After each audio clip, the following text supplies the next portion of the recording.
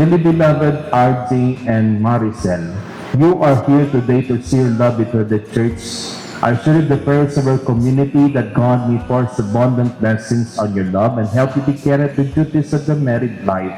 And to all of us, my dear friends inside this church, may I ask you to help them with your prayers and accept them as a new couple in our Christian community. Kapiling ko sa ilalim ng buwan, kay saya na ikaw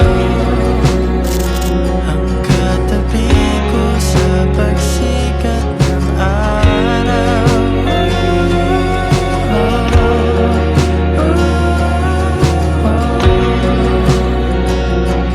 Sana sa buhay may asawa, hindi lang panindigan, kundi pagsumikapan niyo sana na maging banal ang inyong pagsasamahan. Maging isang pagsasamahan na maging inspirasyon lahat, lalo na sa mga taong naniniwala at nagmamahal sa inyo. Tamang pananabik, ako'y papalapit na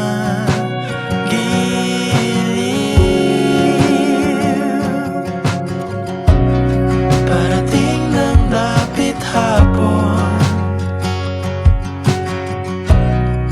at kay sarap umuwi sa'yo.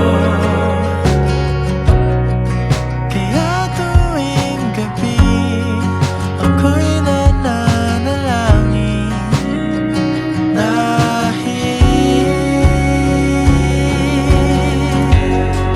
kay palad na ikaw ang kapiling ko sa ilalim ng buwan, kay saya na ikaw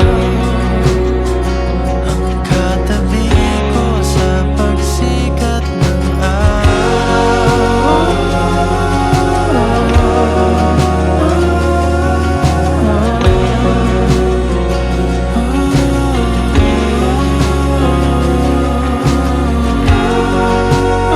Sa inyo RJ at Maricel, ang buhay ng asawa ay nagdidepende sa mag-asawa. Walang problema kasi kaming lahat ay nakasuporta sa inyo. Kaming lahat ay nagdadasal para sa inyo. Pero sana kayong dalawa ipagdasal nyo rin at suportahan nyo rin ang isa't isa. Simula sa araw na ito, magiging tatlo na kayo sa relasyon nyo. Sino yung pangatlo? Ang Diyos. So nasa gitna ng relasyon niyo ang Diyos. Simula sa araw na ito. At sana huwag kayo makakalimot sa Kanya. Ipagdasal nyo ang isa't isa.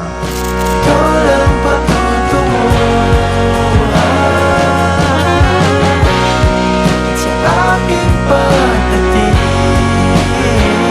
Sa'yo ko lang sasabihin, kay palad na ikaw ang kapiling sa mga